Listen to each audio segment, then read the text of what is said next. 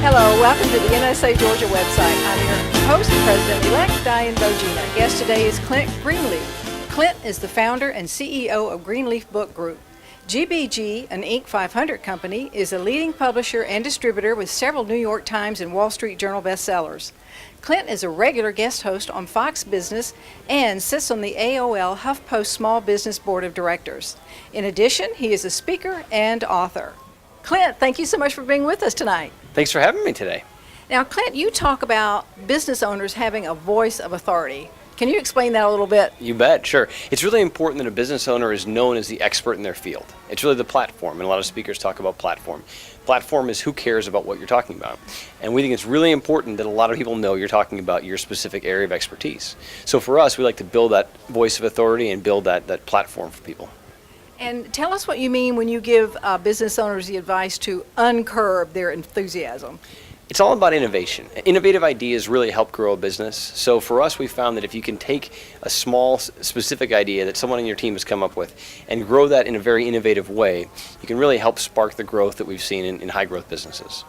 And I know that you talk a lot about sustainability, but how can a business, save the planet and still save money? Right. Well, you can take small steps to do it. For example, with a name like Greenleaf, I kind of have to have a sustainable business model.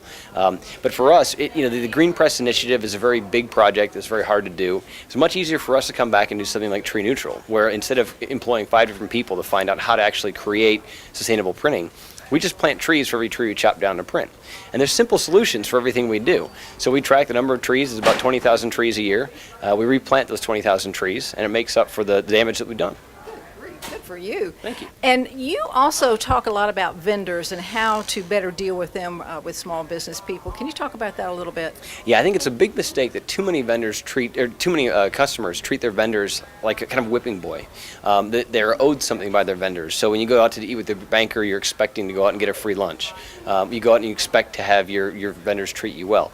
We take a very different approach. I actually have never gotten a free lunch on a banker. I always buy them lunch, I always buy for our printers. Everybody that we work with on a vendor side, we treat them like kings. And we found that they give us great data back. We get wonderful feedback from them on how we can grow our business. They give us better deals on pricing, obviously, but it's a much better relationship. The Walmart model doesn't work if you've got fewer than 20 billion in sales, roughly. And tell us, what is the Greenleaf rule? The Greenleaf rule is that whenever you have the choice of either laying somebody off or pressing your staff a little bit harder, we suggest pressing your staff a little bit harder. If you can lay people off, you're really just cutting costs, but you're also cutting your revenue stream. You're cutting your ability to serve your clients. You're cutting your ability to grow your business. Whereas if you lay on your staff and say, hey, times are tough, let's try and work a little bit harder. Can you give me an extra hour a day for 2 months while I figure this out?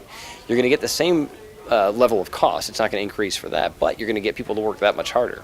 So it really can help grow your business without actually causing you the detriment of trying to save costs. And tell us the secret to how an author can crack getting into that bestseller list.